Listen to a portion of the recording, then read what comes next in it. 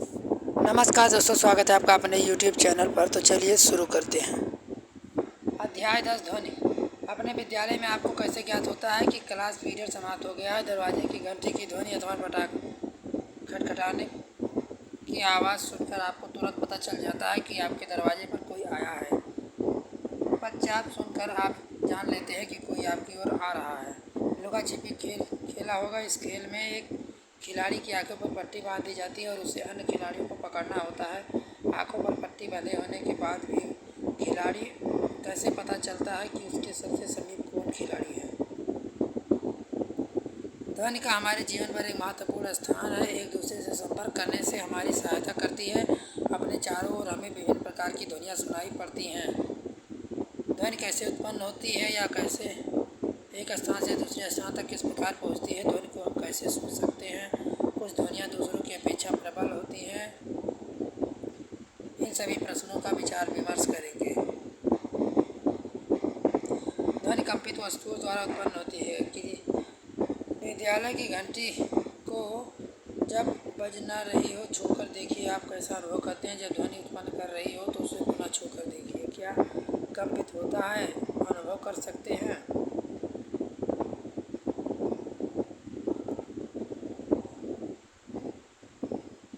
कक्षा 7 में आप अध्ययन कर चुके हैं। किसी वस्तु की अपनी मध्य स्थिति के इधर उधर या आगे पीछे होने वाली गति को कंपन कहते हैं।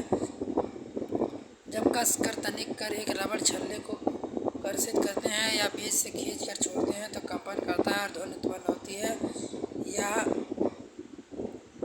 कंपन बंद करना देता है तो ध्वनि बंद हो जाती है। क्रियाकलाप 10.3। धातु की एक थाली लीजिए, इसमें जल डालिए, एक चम्मच से किनारे पर आघात कीजिए। 10.4।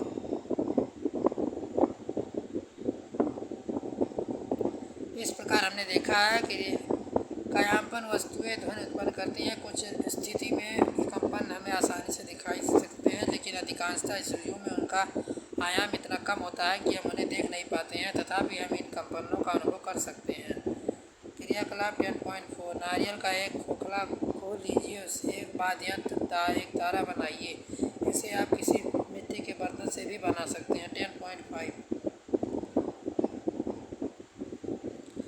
10.1। वाद्ययंत्र तथा उनके कंपायमान भाग संभवतः अपने मंजीरा, घमर तथा नूट तथा करताल देखे होंगे।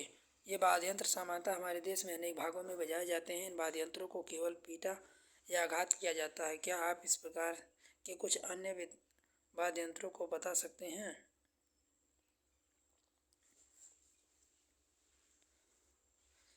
क्रियाकलाप 10.5। धातु के 6 से 8 कटोरे या गिलास लीजिए। इन्हें एक दूसरे के सिरे पर क्रमशः जल के बढ़ते स्तर पर भर दीजिए। अब इन पेंसिल से लेकर कटोरों पर धीमे से एक के बाद एक पर आघात कीजिए। आप खुद ध्वनि सुनेंगे। यह आपका जल तरंग है। 10.7।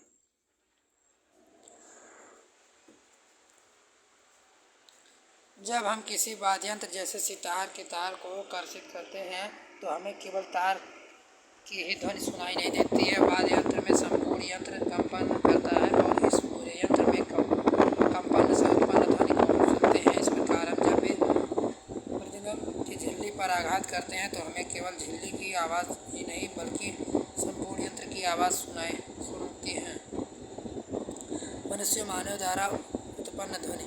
उस समय जोर से बोलिए, गाना गाइए अथवा भौरे की तरह गुनगुनाइए। चित्रानुसार 10.8। हाथ के अपने कंठ को रखिए। क्या आपको कुछ कंपन अनुभव होता है? मानव की ध्वनि वाक्य यंत्र कंठ द्वारा उत्पन्न होती है। अपनी उंगलियों को कंठ पर रखिए और जोर से उभार को खींचिए जो निकलते समय चलता है प्रतीत होता है। शरीर का यह भाग वाद्ययंत्र कहलाता है।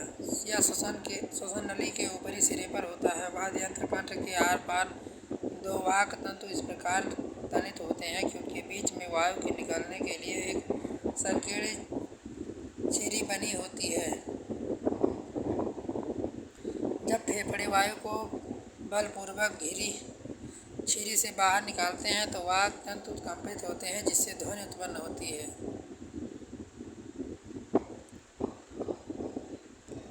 क्रियाकलाप 10.6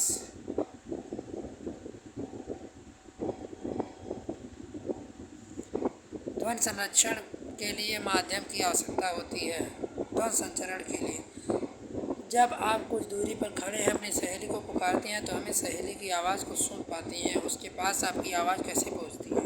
क्रियाकलाप 10.7 धातु अथवा कांच का एक गिलास लीजिए। निश्चित कीजिए कि यह सूखा हो। इसमें एक सेल फोन रखिए। याद रखिए सेल फोन पानी में न रखा जाए। अपने किसी मित्र को सेल फोन पर किसी दूसरे सेल फोन से टेलीफोन करके कहिए। घंटी की ध्वनि ध्यानपूर्वक सुनिए। गिलास किनारे में अपने हाथों से सटा कर रखिए। अब अपने मुंह को हाथ के बीच खाली जगह पर सटा कर रखिए। 10.10 ध्वनि संचरण के लिए माध्यम की आवश्यकता होती है। क्या आप सोच सकते हैं कि ऐसा कैसे हुआ? क्या यह संभव है कि गिलास से वायु की मात्रा कम होने पर घंटी की प्रबलता कम होने लगती है? संबंध है। वास्तव में यदि आप गिलास से भरी वायु बाहर खींचते हैं तो ध्वनि पूरी तरह सुनाई देना बंद हो जाती है। इसका कारण यह है कि ध्वनि को संचरण के लिए कोई माध्यम चाहिए। जब किसी बर्तन या वायु पूरी तरह निकाल दी जाती है तो कहा जाता है कि बर्तन में निर्वात है। ध्वनि निर्वात में संचरित नहीं हो सकती। 10.1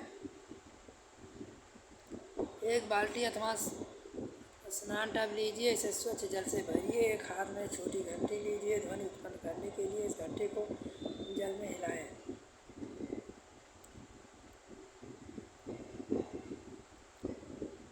आइए ज्ञात करें क्या ध्वनि ठोसों में भी गमन कर सकती है। 10.9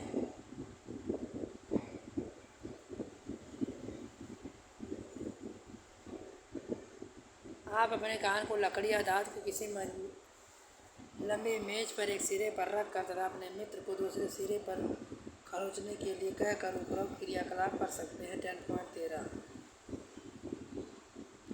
हमने देखा है ध्वनि लकड़ी या धातु पर चल सकती है। वास्तव में ध्वनि किसी ठोस या संचरण कर सकती है। आप एक मनोरंजन क्रियाकलाप द्वारा दर्शा सकते हैं। ध्वनि डोरियों में भी चल सकती है। अपने बनाए गए खिलौने टेलीफोन को याद कीजिए। 10.14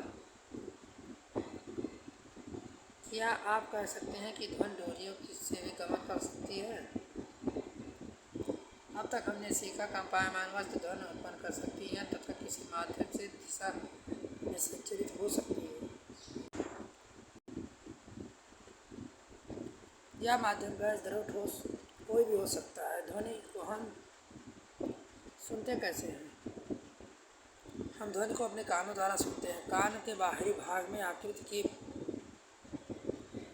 जैसी होती है। जब हम ध्वनि प्रवेश करती है तो यह नलिका से गुजरती है जिसके सिरे पर एक पतली तनी झिल्ली होती है। इसे कर्णपटह कहते हैं। यह महत्वपूर्ण कार्य करता है। जानने के लिए कर्णपटह पर क्या कार्य करता है आइए टिन के डिब्बे पर एक कर्णपटह बनाएं। 10.10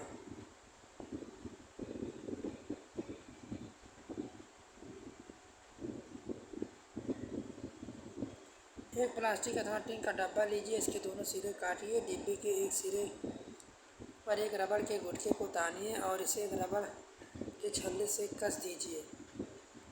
तनित रबड़ के ऊपर सूखे अन्य थर्मोकोल के 4-5 दाने रखिए और अपने मित्र को डब्बे के खोले पर हुर्रे हुर्रे बोलने के लिए कहिए। 10.15 कर्णपटह पर तनित रबड़ की सीट के समान होता है। ध्वनि के कंपन कर्णपटह को कंपित करते हैं। 10.16 कर्णपटह कंपनों के अंतर कर्ण तक पहुँच देता है। वहाँ से संकेतों से मस्तिष्क से भेज दिया जाता है। इस प्रकार हम ध्वनि सुन सकते हैं। कंपन का आयाम, आवर्तकाल क्या आवृत्ति। हम जानते हैं किसी वस्तु का बार बार इधर उधर गति करना कंपन कहलाता है। इस गति को दोलन गति भी कहते हैं। आप पिछली कक्षाओं में दोलन गति, इसके आवर्तकाल के बारे में पढ़ चुके हैं। प्रति सेकंड होने वाले दोलन की संख्या को दोलन की आवृत्ति कहते हैं। आवृत्ति को हर्ट्ज से मापा जाता है। इसका संकेत hz एक दोलन प्रति सेकंड के बराबर होती है। यदि कोई वस्तु एक सेकंड में 20 दोलन पूरे करती है तो उसकी आवृत्ति क्या होगी? ध्वनि उत्पन्न करने वाली वस्तु को देखें, बगैर भी आप इसके सुपरिचित ध्वनियों को पहचान सकते हैं। यह कैसे संभव हो पाता है? इसके लिए आप आवश्यक है कि ध्वनियाँ विभिन्न प्रकार की हों। क्या आपने कभी सोचा है कि कौन से कारक इन्हें भिन्न बनाते हैं? आयाम तथा आवृत्ति किसी ध्वनि के दो महत्वपूर्ण गुण होते हैं।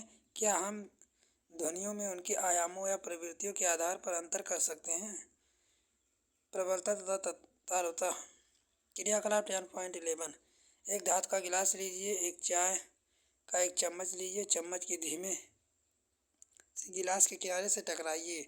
उत्पन्न ध्वनि को सुनिए। अब गिलास पर चम्मच से जोर से घात कीजिए।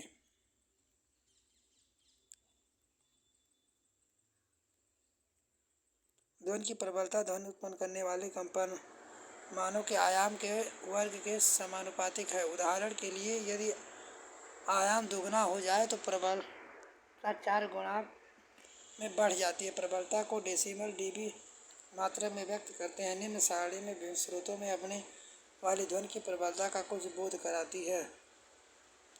ध्वनि की प्रबलता इसके आयाम पर निर्भर करती है। जब किसी कंपित वस्तु का आयाम अधिक होता है तो इसकी उत्पन्न ध्वनि प्रबल होती है। जब आयाम छोटा होता है तो ध्वनि मंद। किसी बच्चे की ध्वनि की तुलना में वयस्क से कीजिए। क्या इसमें कुछ अंतर है? चाहे दोनों ध्वनियाँ समान रूप से प्रबल हो, फिर भी उनमें भिन्नता आए। देखें किस प्रकार।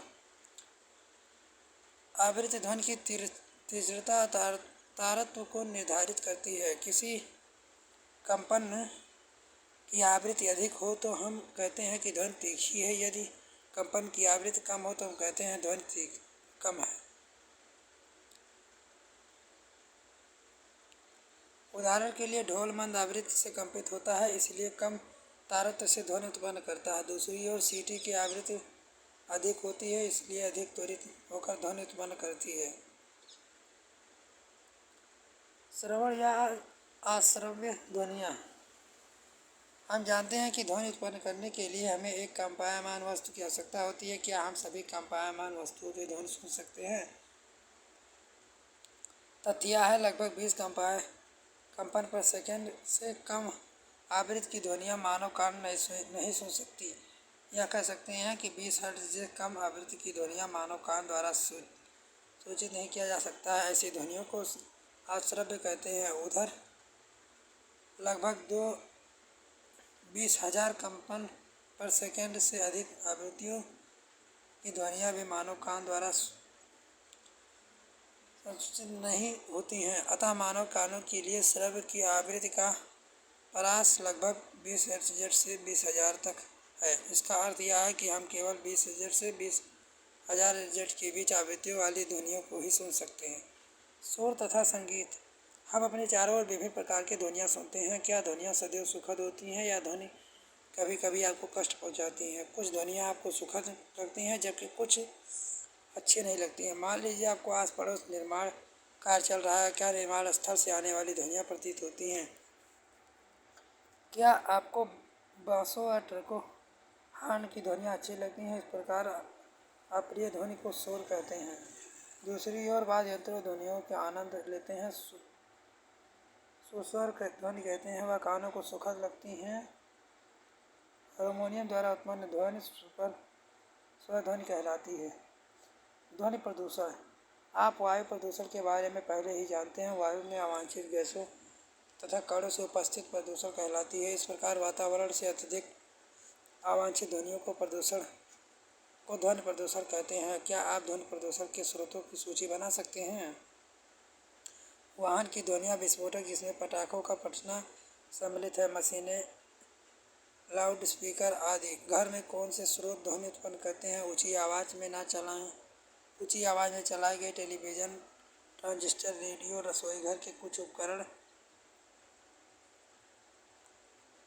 कोल और वातानुकूलित सभी ध्वनि प्रदूषण के लिए उत्तरदायी हैं। ध्वनि प्रदूषण की क्या हानियाँ हैं? क्या आप जानते हैं परिवेश में अत्यधिक शोर उपस्थित अन्य स्वास्थ्य संबंधी समस्याओं का कारण बन सकती है। निद्रा, अति तनाव, चिंता, अन्य बहुत से स्वास्थ्य संबंधी विकार प्रदूषण से उत्पन्न हो सकते हैं। लगातार ध्वनि प्रभाव में रहने वाले व्यक्ति की सुनने की क्षमता अस्थायी अथवा अस्थायी रूप से कम हो जाती है। ध्वनि प्रदूषण को सीमित करने के उपाय। ध्वनि को नियंत्रित करने के लिए हमें ध्वनि के स्रोतों पर नियंत्रण करना चाहिए। यह कैसे किया जा सकता है? इसके लिए वायुयानों, इंजनों, यातायात वाहनों, औद्योगिक मशीनों तथा घरेलू उपकरणों पर नियुक्तियों लगानी चाहिए। आवासीय क्षेत्रों में ध्वनि प्रदूषण को कैसे नियंत्रित किया जा सकता है? ध्वनि उत्पन्न करने वाले क्रियाकलापों को आवासीय क्षेत्रों से दूर संचालित करना चाहिए। ध्वनि उत्पन्न करने वाले उद्योगों को आवासीय क्षेत्रों से दूर स्थापित करना चाहिए। स्वचालित वाहनों में हॉर्न का उपयोग कम से कम। टेलीविज़न, संगीत, निकाय ध्वनि प्रबलता कम रखनी चाहिए। ध्वनि प्रदूषण में हानिकारक प्रभाव को कम करने के लिए सड़कों, भवनों के आसपास पेड़ लगाने चाहिए जिससे ध्वनि आवासों तक ना पहुँच पाए। श्रवण क्षति। पूर्णतः श्रवण क्षति जो बिरले ही होती हैं या जन्म से ही होती हैं। अधिकांशतः असामान्यता सामान्यतः किसी बीमारी, चोट या उम्र के कारण है। कठिन श्रवण शक्ति वाले बच्चे को विशेष देखभाल की आवश्यकता होती है। ऐसे बच्चे इंग्लिश भाषा को सीखकर प्रभावशाली ढंग से संपर्क कर सकते हैं क्योंकि वे वाक्य शक्ति श्रवण के परिणामस्वरूप विकसित होती है। इसलिए श्रवण अस्वच्छता से ग्रस्त बच्चे वाक् शक्ति से दोषपूर्ण हो सकते हैं। प्रौद्योगिकीय युक्तियों ने श्रवण क्षतिग्रस्त व्यक्तियों के जीवन को गुणवत्ता में सुधार में संभावना बना दिया। श्रवण क्षतिग्रस्तों के रहन सहन वातावरण सुधार लाने के लिए समाज बहुत कुछ कर रहा है। प्रमुख शब्द। आपने क्या सीखा? अभ्यास।